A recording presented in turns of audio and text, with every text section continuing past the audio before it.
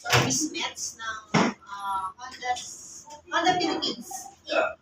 So, under kami ni Honda Philippines, manufacturing ng motorcycle. Pero nasa department po ako ng driving promotion or Honda City Driving Center. Wherein kami po yung nagpapacilitate ng mga training for the motorcycle, car, and truck.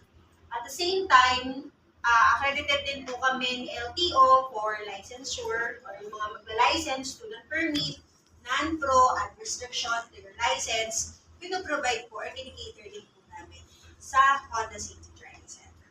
So, ito po yung facility namin. So, nakalocated po kami sa Parañaque, East-Service Road. So, Meron yan, kung oo. sino po yung familiar sa Sukat, Bikutan, nasa gitna kami nun. Apo. So, located kami sa Service Road sa East. Okay po. So, ngayon, ano ba yung meron